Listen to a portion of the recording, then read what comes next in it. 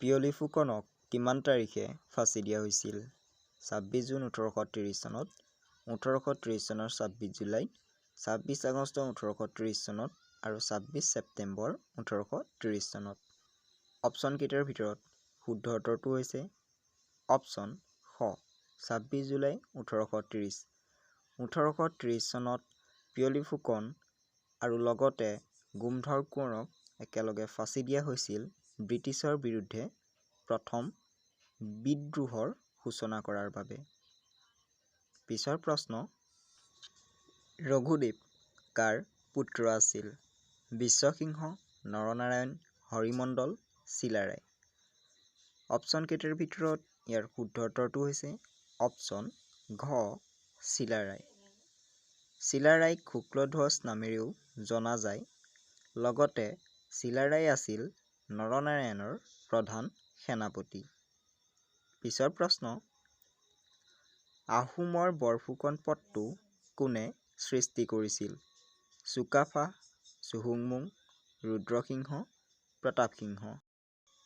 Option কেইটাৰ ভিতৰত ইয়াৰ শুদ্ধ উত্তৰটো হৈছে অপশ্যন ঘ প্ৰতাপসিংহ। প্ৰতাপসিংহই বৰফুকন পদটো সৃষ্টি কৰিছিল। পিছৰ প্ৰশ্ন, কুৰংগনয়নীক কোনে বিয়া কৰাইছিল? লক্ষ্মীসিংহ, ৰাজেশ্বৰ সিংহ, গৌৰীনাথ সিংহ, কমলেশ্বৰ সিংহ।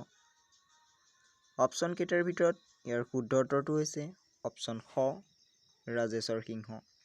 ৰাজেশ্বৰ সিংহই কুৰংগনয়নীক বিয়া কৰাইছিল। পিছৰ প্ৰশ্ন, অসমলৈ মানসকলক কোনে আমন্ত্ৰণ কৰিছিল?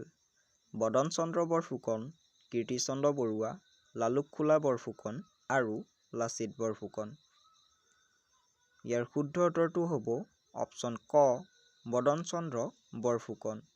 আৰু মানসকলক বদন চন্দ্ৰ বৰফুকনে অসমলৈ আমন্ত্ৰণ কৰি আনিছিল বাবেই বদন চন্দ্ৰ বৰফুকনক ৰূপসিং ছুবেদাৰে হত্যা কৰিছিল।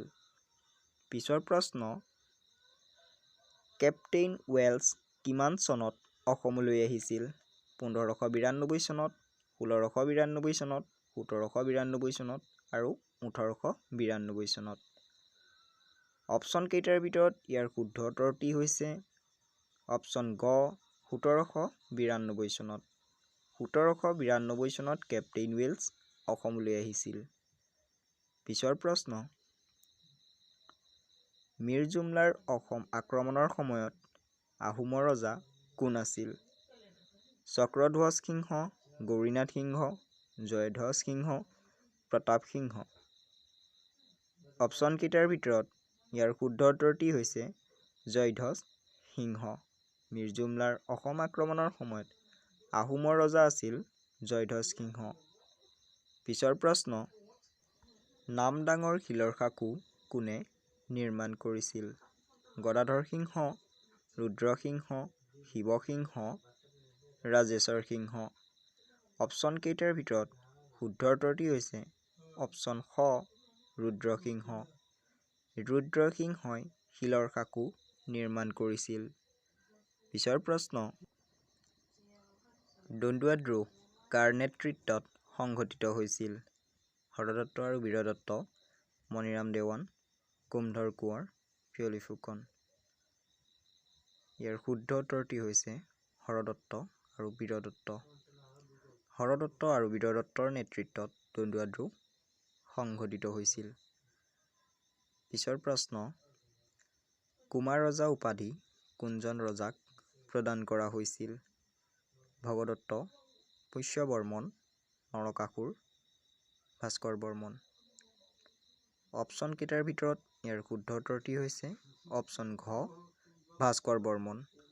ভাস্কৰ বৰ্মনক কুমাৰ ৰজা উপাধি প্ৰদান কৰা হৈছিল আৰু ভাস্কৰ বৰ্মনেই আছিল বৰ্মন বংশৰ শেষ ৰজা আৰু সৰ্বশ্ৰেষ্ঠ ৰজা।